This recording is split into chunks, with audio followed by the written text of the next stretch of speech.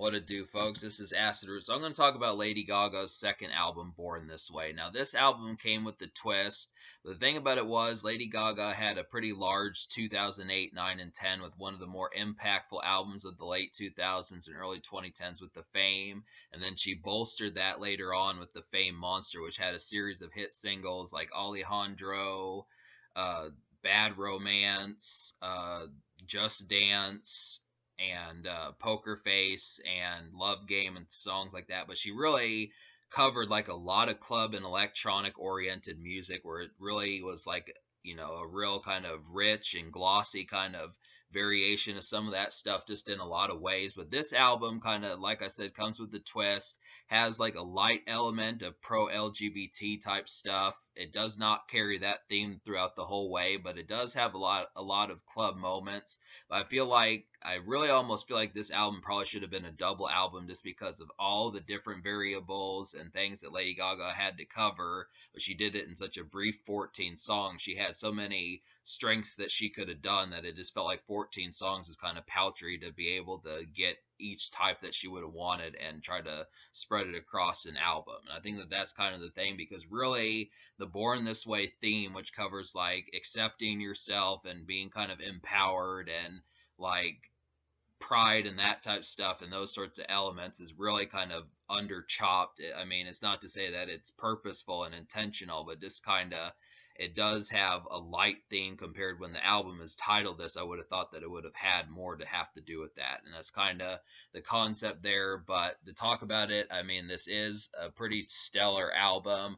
Maybe not quite as effective in terms of impact as the Fame, but it definitely is a nice, it has originality points and it also has some clever topics, some great singles and things like that.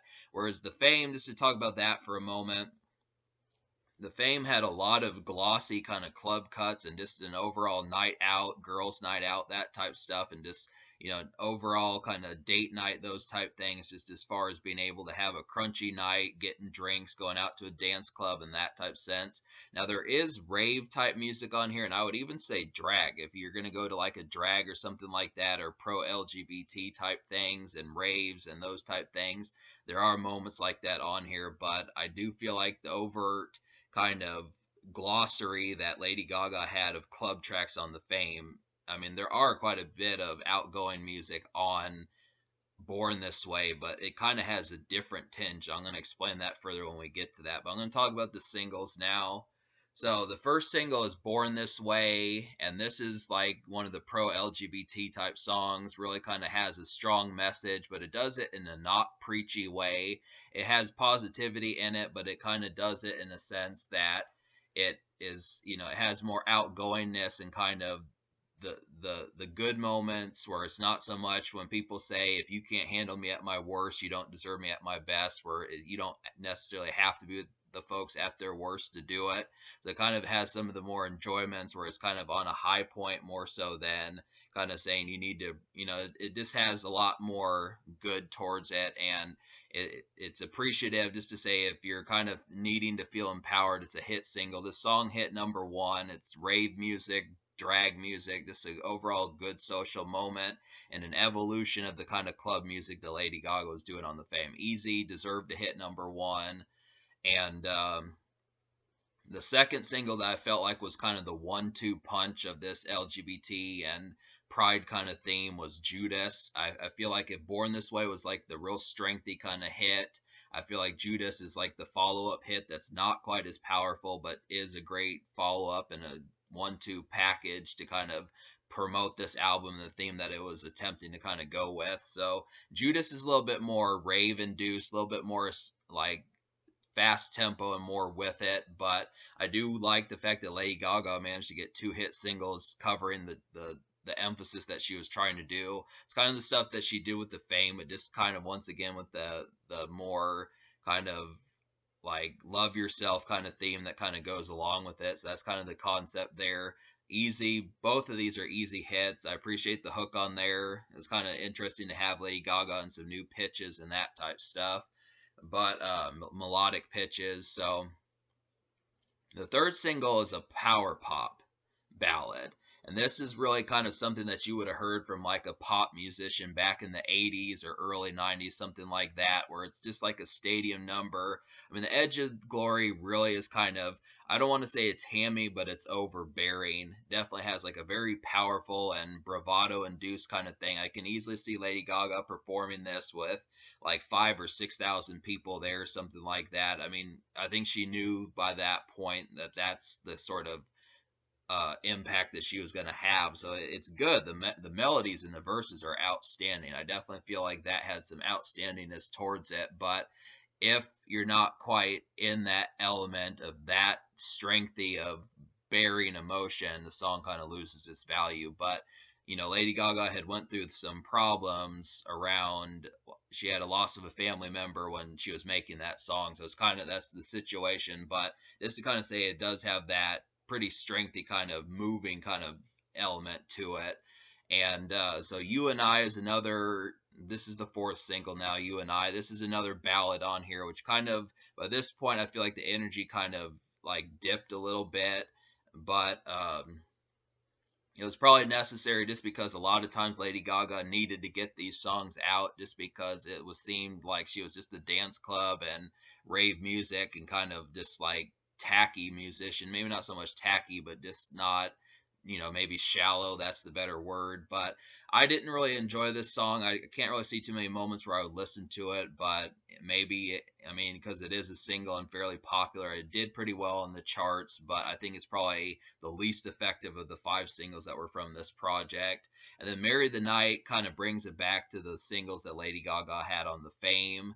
This is very similar to that. Easy kind of, not so much rave or drag kind of single, but just standard club and dance club. Really, I would have liked another single like this instead of You and I would have probably preferred another single like Marry the Night. It just felt like the the the the singles from the Fame was kind of missed, but even Marry the Night is just not quite as effective as she was on the Fame. I mean, it's not like it's bad. I do like the single Marry the Night, but it feels like maybe Lady Gaga forgot how to do singles like she did on the Fame. That's kind of, I mean, I'm not, don't say for certain that that's kind of the concept. That's just kind of, I mean, when you listen to some of the stuff that she did on the Fame Monster, where she did songs with Beyonce, with like, forget what that song was called. The song she did with Beyonce, that was a single. Then she did like Bad Romance and some of those. It just feels very mellow energy, just very kind of easy dance club, not so much 10 o'clock at night when you're dancing full speed. Not doesn't have the energy of Born This Way or Judas, but just a real mellow kind of peaceful Tuesday night maybe kind of vibe. But yeah, this is kind of the situation. So I did like this album. I mean, like I said, I would have liked a little bit more strength in like the LGBT themed album. I really thought that this is going to be like a pinpoint and kind of like a symbol of like that sort of movement, but it really kind of switches it up in some ways. In some ways, some of these are good. I feel like Americano has a nice Latin pop kind of feel towards it. I like the approach in that. And Schweibe, I don't know if that's German. I mean, I really am not even sure how to pronounce that, but it's kind of, that's a nice electronic and club song in a sense. And then she also tries to incorporate like some electronic rock and like Bad Kids and just some of those type moments on here. It really feels like the moments where she just had seamless club tracks where it felt like she was an easy kind of diva who knew how to make you shake your ass in the club and have some drinks and have some easy kind of club bops. Well, she does do it, it just has a different feel, where I think Lady Gaga kind of evolved from just being a wino at the bar every night. And it's not like that's like I'm complaining in the sense that I mean, she still has done club hits like Government Hooker, Americano, Schweibe, elect or Heavy Metal Lover, and Electric Chapel all kind of have those type vibes. But I don't know, for some reason I just feel like the widespread kind of singles approach that she had on the Fame and the Fame Monster was more entertaining. And it's kind of, I mean, this album's going to get a solid score, but just to kind of say, I mean, Lady Gaga used this album to kind of advance her personality and character. And,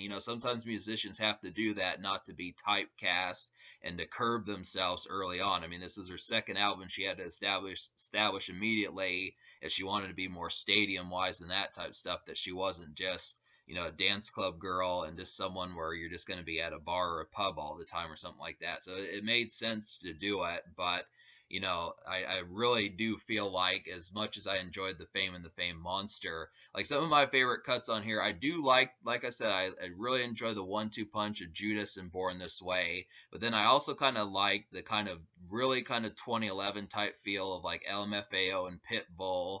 And this reminds me of the year 2011 in Heavy Metal Lover.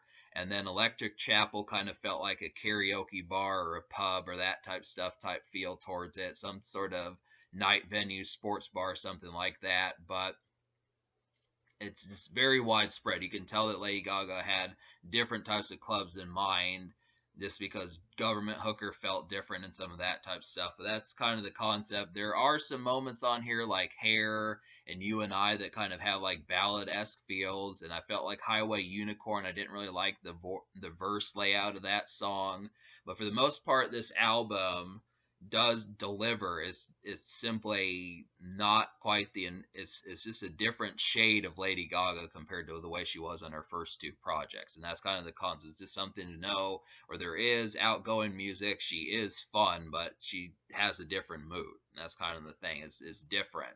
That's the main thing to notice, is the fact that she had more stuff to do, and it's not so much she matured and she like isn't like as fun, but it's just kind of, I don't know, it's like being at a different job and going back to a job that you worked at with the people that are still at that job that you were at years ago. And it's kind of like, well, you do evolve and you do see some of these things, but if those people haven't. But I don't know, it's just one of those situations. I could talk about this on and on and on.